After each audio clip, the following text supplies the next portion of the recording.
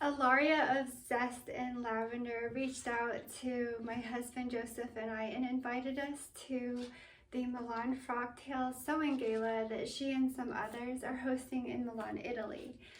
We first met Alaria at the 2023 Dressmakers Ball in Leicester, England, where she was the grand winner of the night with her beautiful hand-painted skirt with scenes of Italy and a bodice jacket top that was Chanel inspired in pink, and it was just so impressive. And I do encourage you to go on her Instagram, Zest and Lavender, because I want you to see the ensemble she created for the Stitch Festival this year, honoring Liberty of London, which I adore that outfit, and I adore Liberty of London, so it's a real winner. You have to check it out. So as usual, when I am going to one of these sewing galas, I love coming up with my inspiration. And this time we're going to Italy. So we're going more is more, everything glamour, print and pattern, embellishment, gold, you think of leopard and lace. I mean, essentially I'm just describing characteristics of Dolce & Gabbana. Which is what, when I think of Italy, I think of Dolce & Gabbana. I just really have always loved the feminine silhouettes that they have, and the prints and patterns and roses and leopard, all those things. So I came up with an inspiration board for my look.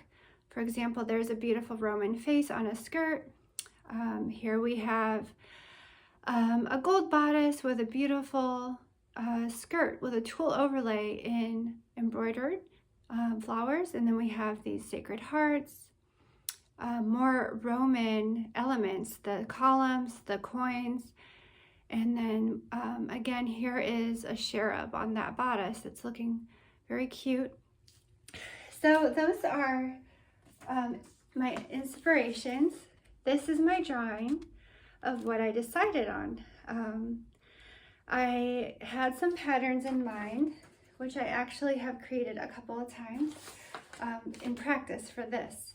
So this is M8005, a skirt pattern, and Butterick 5935. This is a corset. It says it's a historic, making history. So kind of historic, but I made twirls of both of these, and I made plenty of changes to suit what I wanted in the pattern. So the dress, I'm very pleased with it, and you'll have to forgive me. This isn't like a real dress form. It's kind of funny, but I'm going to hold it up to show you better. So the bodice, I'm very pleased with how it turned out. First of all, everything started with, I found this fabric on Mood Fabrics out of New York City. It is really fantastic. It has this handsome Roman statue. And then I found this brocade at Joann Fabrics. These are actually like little metal pieces I painted with nail polish, like the same one I'm wearing. We have some sacred hearts because that is so Italian and so Dolce & Gabbana. And there's also some more gold embroidery I put on here. Then I turn it over and it laces up the back with this beautiful metallic ribbon. And I promise it looks better when it's on.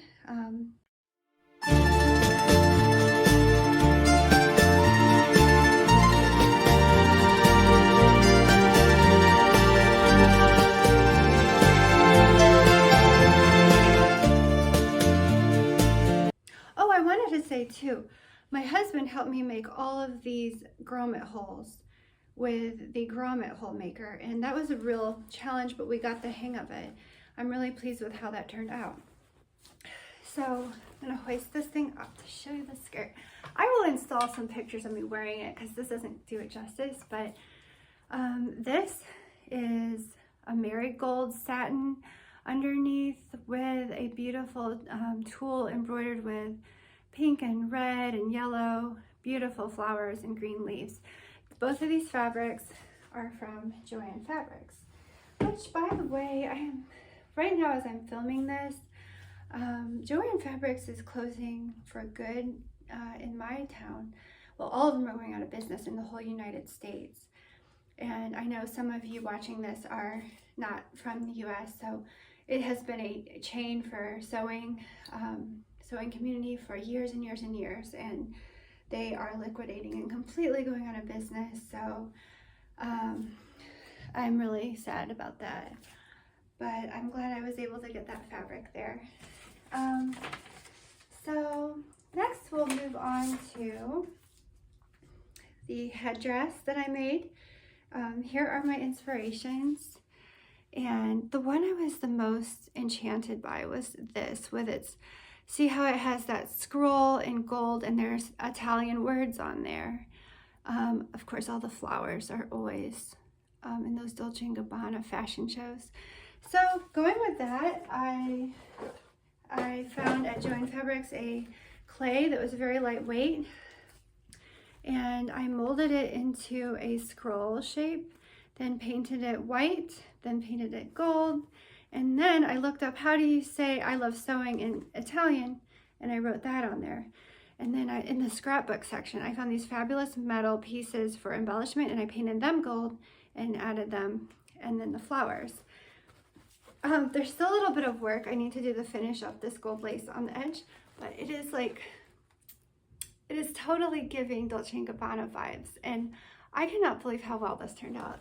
It's just a headband with some felt to make the stable part of it.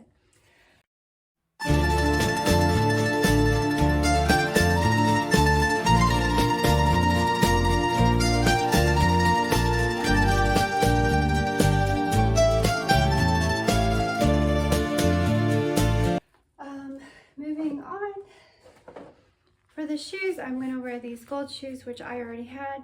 The gold is the perfect tone that matches all the other golds. The earrings, the original part, the gold part up here, was just the way it came, but then I painted in the same red nail polish the hearts, and I added these beads, and then this is like a little, I don't know if you can see that, but it's like a little hand. They're just very, they give that Sacred Heart Italian Dolce & Gabbana vibe for sure. Okay, now the purse. I'm so excited about this. This was a Goodwill find. It was a black purse, a plain black purse. And on it, I decided to paint it white so that I'd have a nice canvas to work on. And I painted Milan Frocktails 2025.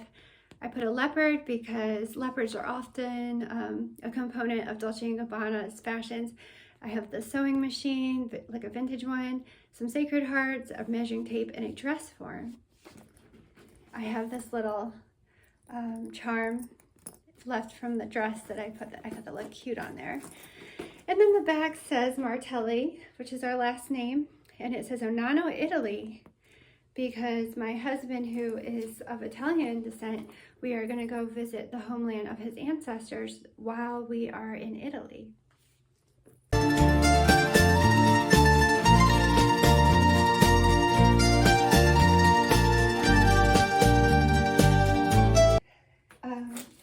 Now, moving on to the next thing I want to show you. I'm making a shirt for my husband, and I'm using this butter pattern. Now, this is one of the reasons I'm so sad that Joann's is closing, because I'm somebody who likes to touch and feel and see fabric myself, but I ordered this fabric off of Spoonflower, and don't get me wrong, I love Spoonflower, but the scale was so huge that when I went to go sew the fabric, like, these don't meet up as motifs. So I put this like blue panel, which is a big change from what I was planning to do. Now, I'm not gonna say it's looking pretty cool, but it's just kind of disappointing that the scale of the print was really that large. I couldn't even imagine. But Joe likes it, and I think he'll look very handsome in it. Go.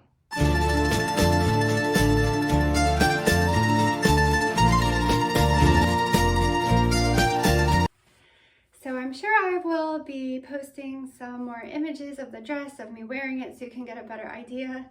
I know on the dress form it's kind of hard to tell, but I'm so looking forward to the event, and I really look forward to seeing quite a few of you that I have met before at the Dressmakers Ball in Leicester. So I'll see you there. Bye!